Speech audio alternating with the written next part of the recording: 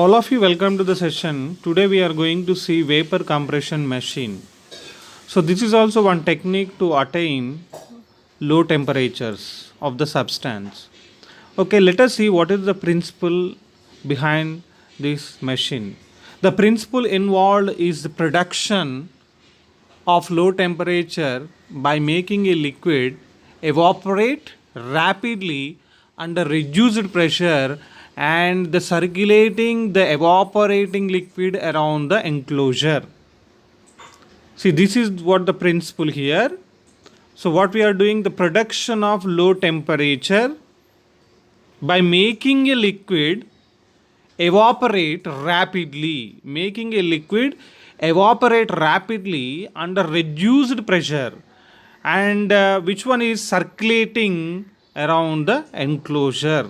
Okay, so here by reducing the pressure we can evaporate the liquid. Let us see what happened when we reduce the pressure which is evaporated, then what happened. So let us see step by step here. The liquid which on evaporation produces cooling is called refrigerant. See, you have to remember this one. The liquid which on evaporation produces cooling is called a refrigerant. Here the liquid acts like a refrigerant. So see here, commonly used refrigerants are ammonia NH3, sulfur dioxide SO2, methyl chloride CH3Cl, and freon CCl2F2, and so on. These are the materials generally used as a refrigerant.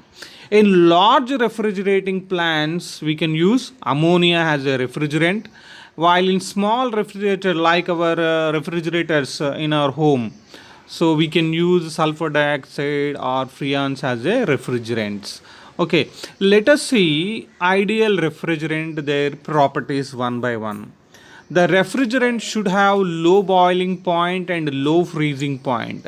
See that the refrigerant should have low boiling point and low freezing point. Low boiling point means, so at that point when the pressure is reduced, the refrigerant should convert from liquid state to the vapor state.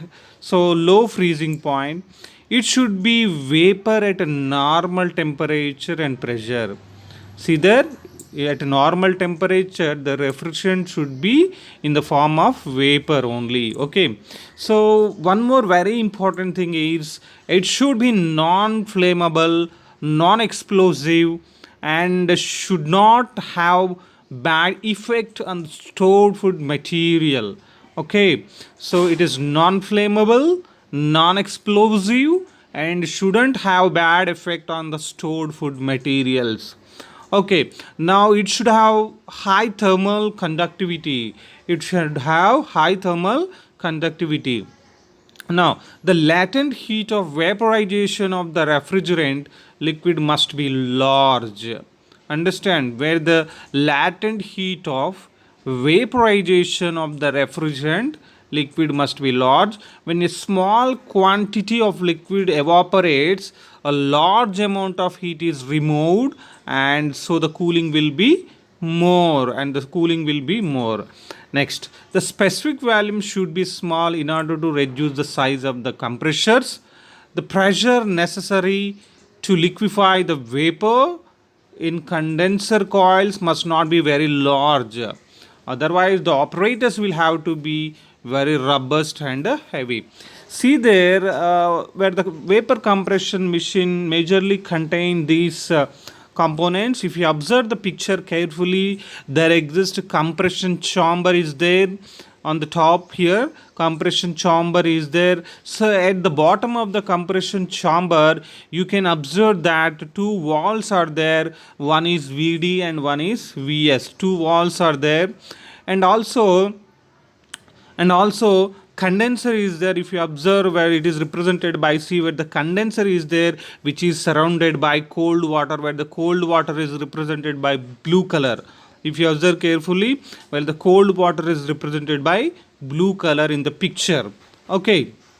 Now, so here one more thing it is observed here, VE. So expansion valve, vapor valve, or otherwise we can say expansion valve is there, VE.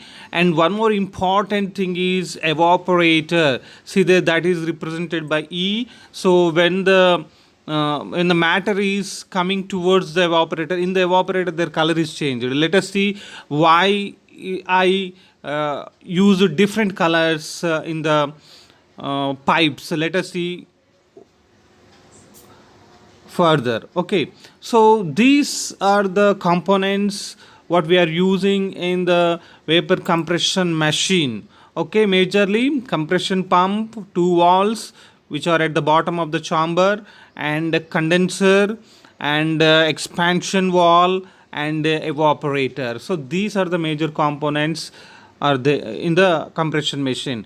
And let us see working of this compression machine.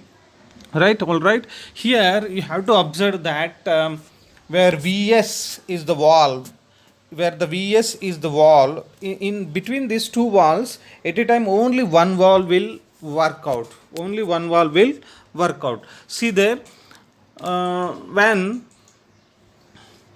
initially, here, initially pressure, initially the pump what we are using in compression machine, pump is moving upwards direction. Initially pump moved in the upward direction. Then what happened immediately? Then the pressure inside the compression chamber is reduced. See there, when initially pump is moved upwards direction here, when the pump is moved upwards direction, the pressure inside the chamber is reduced. Now the pressure inside the chamber is lesser than the pressure of vapor in the evaporator chamber. See there, the pressure inside the chamber is less than the pressure of vapor which is in the present evaporator. So then immediately, so now the vapor refrigerant is sucked by the valve S. Sucked by the valve S at the time valve VD is closed. At the time valve VD is closed and valve S is open. Now the refrigerant in the form of vapor is moved towards the compressor chamber, Okay, so you have to remember that one. What we are doing here, when we are moving pump towards the up direction, immediately pressure of the compression chamber is decreased. Immediately pressure of the compression chamber is decreased. As a result, what happened? Now the pressure of the compression chamber is lesser than the pressure of the vapor refrigerant which is in evaporator chamber. Then immediately valve Vs is opened. Now the liquid, now the vapor form of refrigerant moves towards the chamber, compression chamber. That means where the vapor refrigerant is sucked by the Vs valve. Now that refrigerant which is in vapor form is placed in the compression chamber. Now what we have to do? We have to compress. We have to move the pump towards the down direction. That means what we are doing? We are applying some pressure on the vapor refrigerant in the compression chamber. Then immediately what happened? Where the Vs valve is closed, due to the pressure, and now the VD valve is open. Now the all the vapor refrigerant is discharged from the compressor chamber. It moves towards the condenser. See there, condenser is there, right? This condenser C is surrounded by cold water pipes or cold water. Okay, where the condenser is surrounded by cold water. As soon as compressed vapor refrigerant is moved inside the condenser, here, moved inside the condenser, immediately we know that when the vapor refrigerant is compressed, its temperature slightly increased. So when this vapor is entered into the condenser, immediately the heat energy is observed. The increased temperature, that means heat energy is observed by the cold water. Heat energy is observed by the cold water. Now what happened here? The pressure of the vapor refrigerant is more, and its temperature is very less. Its temperature is decreased. As a result, what happened? Where the pressure the vapor refrigerant is liquefied. Where the vapor refrigerant is liquefied, that means it converts its state from vapor to the liquid. It converts its stage from vapor to the liquid. That is what I am showing here. The vapor form is light yellow color and the liquid form of refrigerant is dark yellow color, if you observe the difference between them.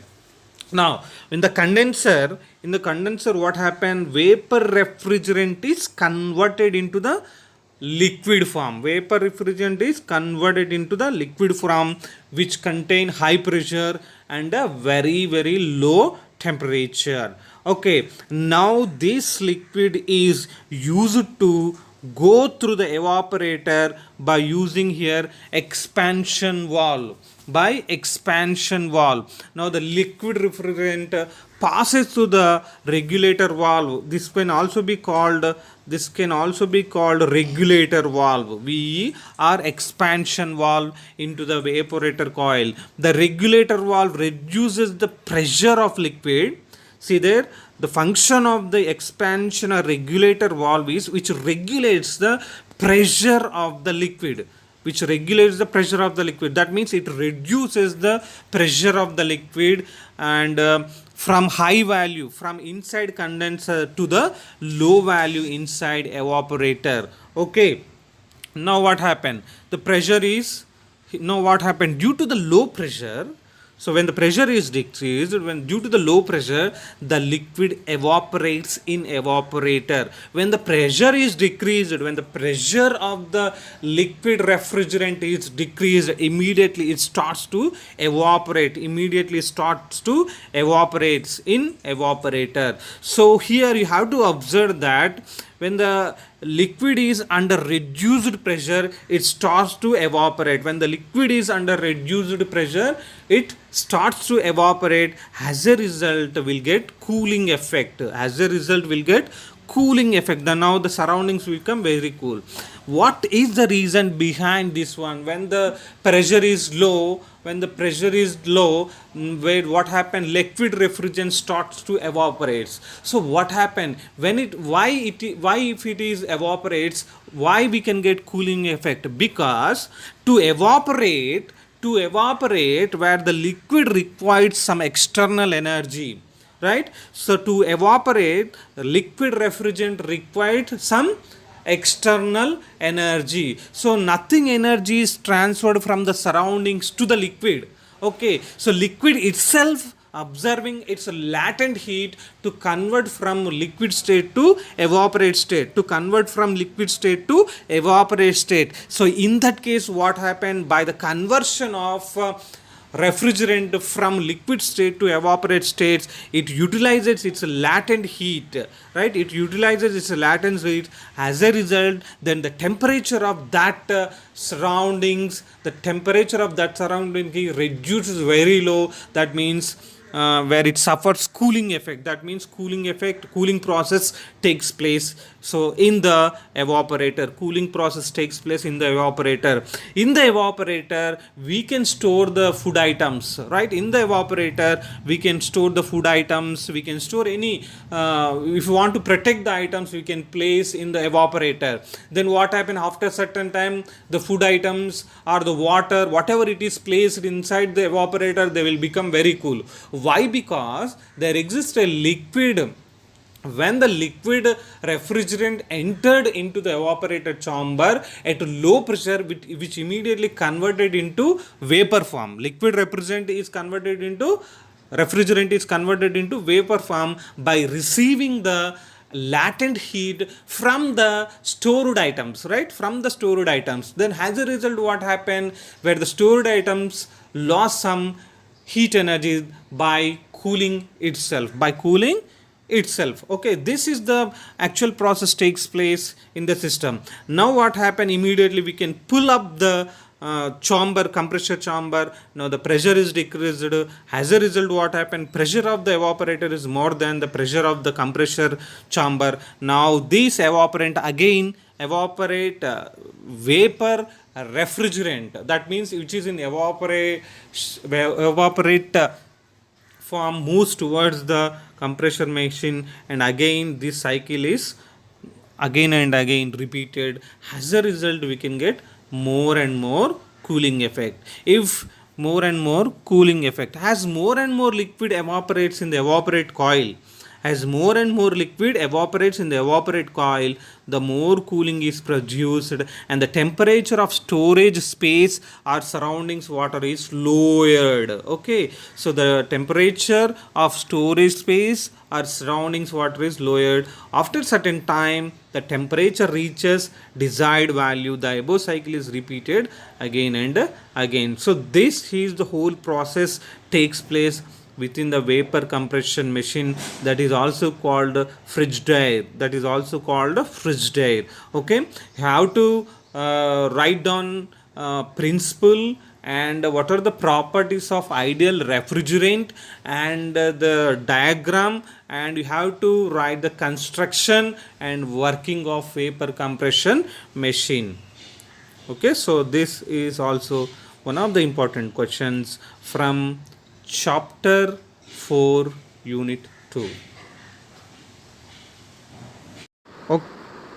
Okay, let us see one more topic here, liquefaction of helium. Liquefaction of helium, Kapitsch's method. So let us see what we are going to do in this method. Okay, so in this method we are going to liquefy helium. Okay, so let us see how can we do this one.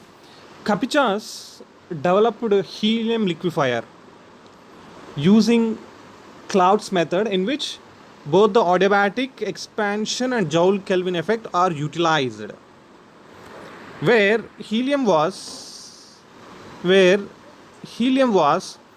pre-cooled to minus 258 degrees centigrade and subjected to Joule-Thomson expansion and obtained liquid helium. So here he used a special expansion engine in which no lubricant was used. You have to remember very important thing, in this Kapitsch's method there is no lubricant was used, because all the lubricants become solidified, that means condensed at such low temperatures. When the temperature is decreased, all the lubricants are condensed. In this engine, the piston was loosely fitted in the cylinder with a definite small gap between them. See there in this picture here, in this picture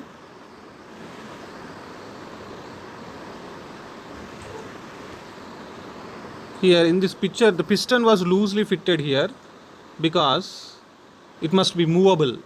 Okay, so next thing is, so this is the experiment diagram, Kapitsch's method. See, if you observe carefully, so there exists a compressor here. Okay, compressor here we have compressor, and next with the here one more thing I am using there, jacket. Jacket means which contain it is filled with water here. So this is what jacket, filled with water, and the another end of pipe is connected to spiral tube, which is in another separate cylinder which contain liquid nitrogen. So that is what liquid nitrogen bath, which is at minus 208 degrees centigrade. Okay, this bath is liquid nitrogen bath. It has temperature minus 208 degrees centigrade. Okay, so next thing is here, if you observe there, and where the here we are using expansion engine, and here it is what Dewar flask is there.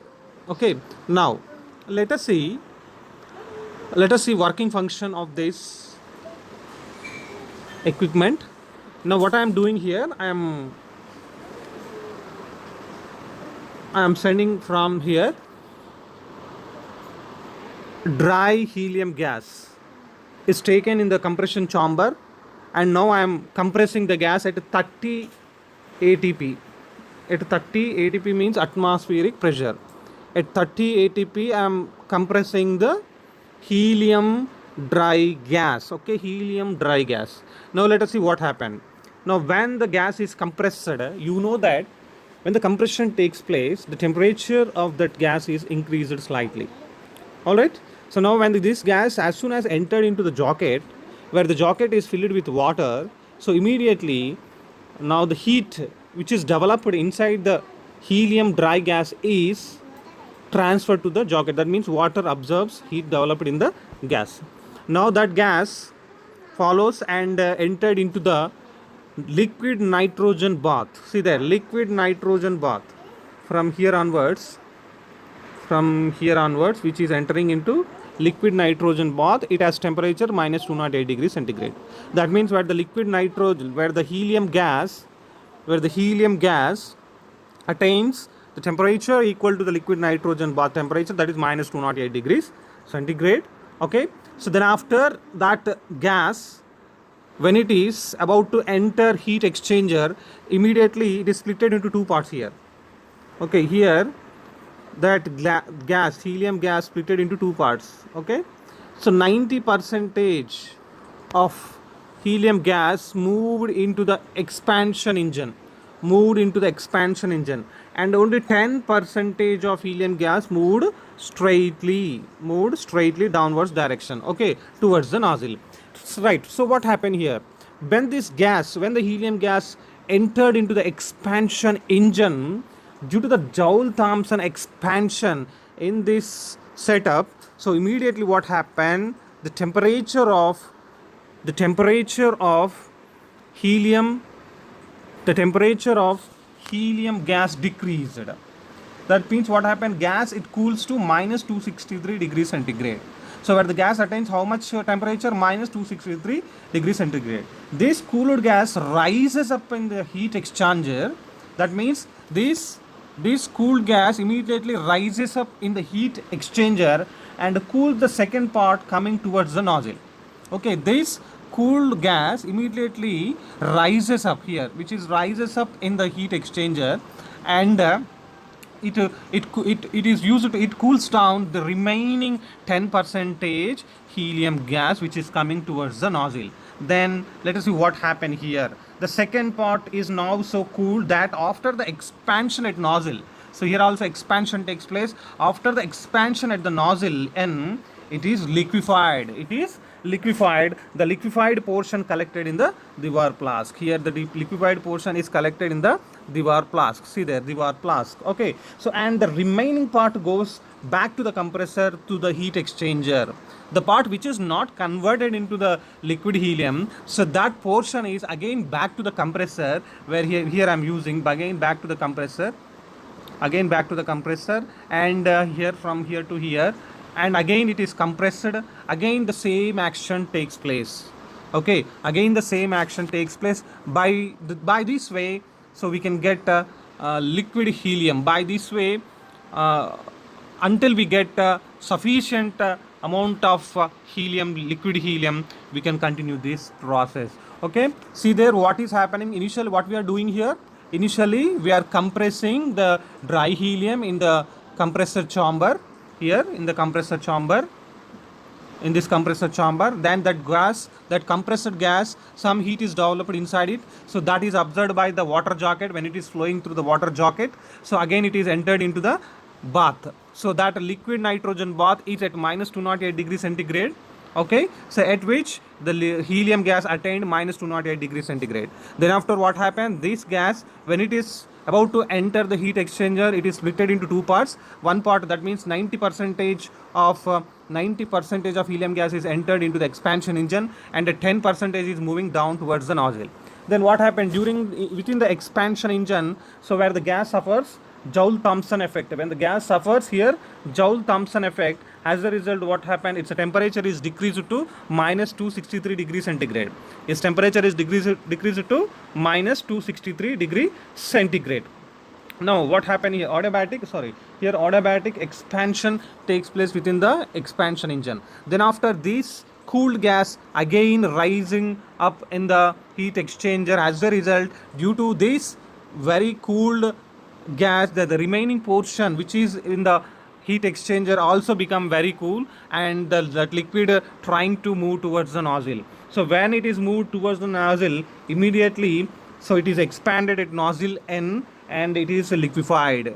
Again it is liquefied. The liquefied portion of that helium liquid is collected in the Dewar flask, and the remaining helium gas is back to the compressor. So in this way we can